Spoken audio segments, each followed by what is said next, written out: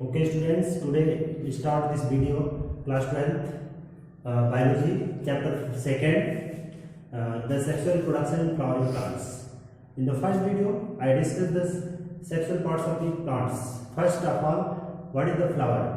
Flower is the parts of the plants, sexual parts of the plants. जैसा कि सभी लोग जानते हैं कि जो भी फ्लावरिंग प्लांट्स होते हैं उसमें फ्लावर ही मेन सेक्स ऑर्गन्स होते हैं, क्योंकि जो भी फ्लावरिंग प्लांट्स होते हैं उसमें फ्लावर सेक्स ऑर्गन्स होते हैं, उसी में मेल और फीमेल गैमेट्स होते हैं। तो what is the flower?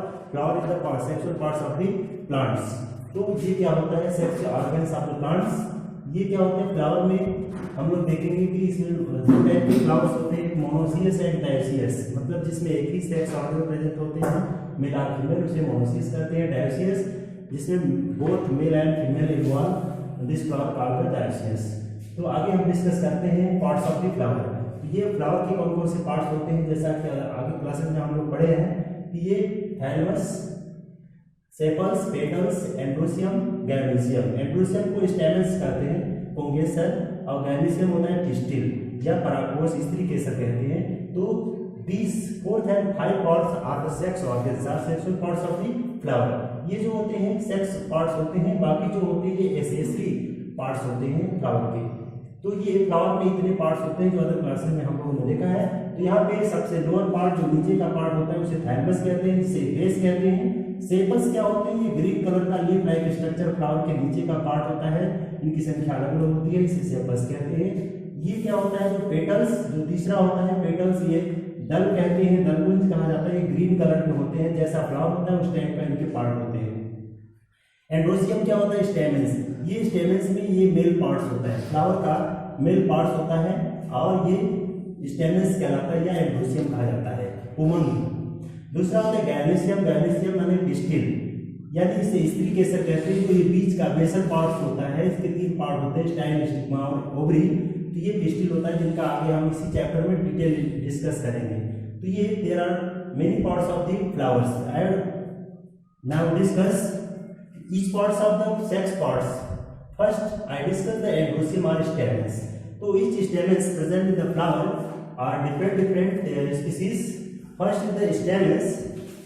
Stamens of the anther, each stamens have the two parts. First is the anther and upper parts, pouch-like structure called the anther, and long cylindrical structure called the filaments। ये धागेनुमा रचना होती है जो लंबा होता है, जो thalamus से attach होता है, ये फिलामेंट होता है। और ऊपर जो है पाउच लाइक डबल लेयर की बाइलोब्ड एंथर होती है, जिसमें दो पार्ट एक दूसरे से चिपके होते हैं कनेक्टिव टिश्यू द्वारा। ये दो पार्ट्स होते हैं। तो नेक्स्ट फिगर में हम लोग देख सकते हैं the TS section of the anther. Anther के यहाँ टीएस काटा जाता है, तो इसमें 4 पार्ट दिखाई देता है, क्योंकि each anther have the 2 lobe. Each anther have the 2 lobe and each lobe present the 2 theca. जैसे इसमें होता है 2 पार्ट होते हैं, इसके अंदर 2 थीका होता है, 2 पार्ट्स होते हैं, यानी each anther present the 2 theca and 2 anther present the 4 parts. तो इसलिए इसको क्या बोलते हैं? 4 थीका।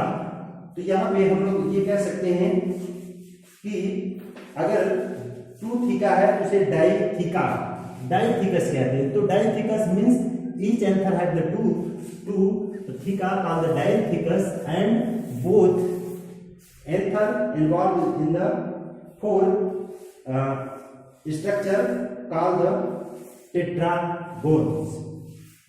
तो ये कह सकते हैं इसमें कुल मिलाकर 4 पार्ट होंगे, क्योंकि इसमें अगर बीचों की 2 पार्ट करते हैं तो एक में 2 थीका, इसमें 2 थीका, इस तरीके से ये टेट्रा थीका हो गया, या tetragonal structure found in this anther 4 microsporangia. यानी इस तरीके से जो इसमें होता है ये 4 माइक्रोस्पोरेंजिया है, और इस माइक्रोस्पोरेंजिया के अंदर माइक्रोस्पोर का फॉर्मेशन होता है। तो यहाँ पे पॉलन सैक मतलब जो थैली जहाँ पे पॉलन ग्रेन का फॉर्मेशन होता है, पाउडर लाइक स्ट्रक्चर बनते हैं, पॉलन ग्रेन्स है, और इस पॉलन सैक के अंदर जिसे हम माइक्रोस्पोरेंजिया भी कहते हैं। तो each microsporangia detail structure show in this figure to the starting stage. जब ये मेच्योर नहीं हुआ रहता है उसका ये स्ट्रक्चर दिखाया है। जब टीएस सेक्शन काटते हैं इसका, तो इस तरीके से फिगर हमें दिखाई देता है। तो these 4 corner present the microsporangia, each microsporangia present the microspore, इसके अंदर माइक्रोस्कोप भरे होते हैं। तो ये देखिए आउटर सरफेस द एपिडर्मिस, सबसे बाहर की ओर एपिडर्मिस, उसके बाद का लेयर एंडोडर्मिस होता है, मतलब बाह्य त्वचा, अंतः त्वचा, और मिडिल लेयर, ये इनकी परतें होती हैं जो इसकी पूरे लेयर को कवर्ड करती है। मिडिल लेयर होती है, उसके बाद देखिए बीच में जो माइक्रोस्पोरेंजिया है ये डबल लेयर की होती है। तो ये जो चारों तरफ से ये वाल से घिरी होती है इसे टैप्टम कहा जाता है, और टैप्टम के अंदर ही इसके अंदर बहुत सी माइक्रोस्पोर का फॉर्मेशन होता है। तो इसके अंदर वाले पार्ट को microsporangia and each microspores are called the microspore. तो ये यहाँ पे कनेक्टिव टिश्यू होता है जो इसको जोड़ने का काम करता है। तो ये एंथर के पार्ट का है, इसी का हम यहाँ पे एक पार्ट का स्टडी करते हैं। तो यहाँ पे epidermis, endodermis, middle layer, megaspore, mother cell and tapetum. In this tapetum inside the cells present the many mother spore mother cell. यहाँ पे माइक्रोस्पोर मदर सेल कह लीजिए, माइक्रोस्पोर मदर सेल। तो इसी के अंदर माइक्रोस्पोर का फॉर्मेशन होता है जो कि ये टैप्टम के अंदर होता है, और यही डेवलप करके पॉलन ग्रेन का फॉर्मेशन करती है, पॉलन ग्रेन बनाती है, परागकण बनाती है, जो मेल पार्ट होता है। यानी मेल का जो मेल पार्ट होता है जिसे माइक्रोस्पोर कहते हैं वो इसी के अंदर फॉर्मेशन होता है, और माइटोटिक यानी मियोसिस डिवीजन के फलस्वरूप ये फॉर्मेशन होता है, यानी उसके अंदर डिवीजन होता है। कैसे डिवीजन होता है आगे हम लोग देखेंगे। यहाँ पे मेच्योर जो एंथर का स्ट्रक्चर है, टीएस एंथर, जब ये मेच्योर हो जाती है तो क्या होता है, ऊपर से इन्वायरमेंट का दबाव पड़ता है, जो ये एपिडर्मिस, डर्मिस, एंडोडर्मिस है, ये क्या होती है, जब इसके अंदर पॉलन ग्रेन्स इनफ मात्रा में हो जाते हैं, बहुत अधिक मात्रा में प्रेजेंट होते हैं, तो क्या होता है, इनकी वाल पे बाहर से यानी अंदर और बाहर से दबाव पड़ता है, और दबाव की वजह से क्या होती है, इनकी वाल ब्रश कर जाती है। जैसे ये है, इनकी वाल होती है, तो ये इसके अंदर जब पॉलन ग्रेन्स भर जाते हैं, यानी माइक्रोस्पोर जब इसमें भर जाते हैं तो यह बाहर से दबाव पड़ता है और ये ब्रश कर जाती है। जब ब्रश कर जाती है तो इसकी माइक्रोस्पोर यानी जो पॉलन ग्रेन्स होते हैं आउट हो जाते हैं, क्योंकि ये प्रोसेस होता है जब पॉलिनेशन होता है उसके पहले फ्लावरिंग हो जाती है, तो फ्लावरिंग के समय ये पॉलन ग्रेन आउट होते हैं। तो इसमें हम लोग ये पॉलन ग्रेन फ्री हो जाते हैं। तो आगे हम लोग डिस्कस करेंगे पॉलन ग्रेन का। तो okay student, understand in this points pollen grains and developments of pollen grains. So what is the pollen? Pollen are is megaspore mother cell or microspore mother cell or male gametophytes. जो ये pollen grains होते हैं वो male gametes होते हैं, mail gametophytes होते हैं, और माइक्रोस्पोरेंजिया कह लीजिए, माइक्रोस्पोरेंजिया के अंदर माइक्रोस्पोर बनते हैं। तो ये pollen grains, each pollen grains is a spherical and two layers. Spherical and two layers, ये क्या होते हैं, गोलाकार होते हैं, छोटे होते हैं, माइक्रोस्पोर कहा जाता है या पॉलन ग्रेन कहा जाता है, परागकण कहा जाता है। तो यही पोलिनेशन में पार्टिसिपेट करते हैं क्योंकि ये मेल पार्ट्स है। जब मेल और फीमेल पार्ट्स जो है, मेल और फीमेल गैमेट मिलते हैं तो फर्टिलाइजेशन होता है। तो यहाँ पे पॉलन ग्रेन्स के टू लेयर्स क्या होते हैं, कवरिंग होती है हार्ड लेयर। तो each pollen grains structure show to the two layers outer hard parts called the exine, जो बाहर की ओर होता है बचाव करता है, सुरक्षात्मक होता है, ये बाहर की ओर निकला हुआ हार्ड पार्ट होता है, इसे एक्साइन कहते हैं, और अंदर का जो पार्ट्स होता है वो इंटाइन कहलाता है। तो दो पार्ट हो गए, वाय और अंतस, मतलब बाहरी भाग और आंतरिक भाग। तो ये दो लेयर होते हैं, एक्साइन और इंटाइन। तो इस तरीके से इसके अंदर जो न्यूक्लियस है उसकी सुरक्षा करने के लिए कवरिंग होती है। तो हम आगे जो है डेवलपमेंट्स ऑफ आगे डिस्कस करते हैं, डेवलपमेंट्स ऑफ पॉलन ग्रेन्स। तो ये पॉलन ग्रेन का डेवलपमेंट किस प्रकार से होता है, पॉलन ग्रेन भी मेच्योर होता है क्योंकि डायरेक्ट पॉलन ग्रेन ही पॉलिनेशन नहीं करता है, बल्कि उसके अंदर जो मेल पार्ट होता है, जो मेल गैमेट होता है वह डेवलप करता है। तो यहाँ पे हम पहले देखेंगे कि each cell present the nucleus developments of the male gamete. तो यही न्यूक्लियस जो है इसके अंदर जो साइटोप्लाज्म है न्यूक्लियस है, न्यूक्लियस ही डेवलपमेंट्स करता है, माइटोटिक डिवीजन करता है। तो यहाँ पे हम फर्स्ट पार्ट सेकेंड इस तरीके से हम देखते हैं इनके बारे में एक एक करके।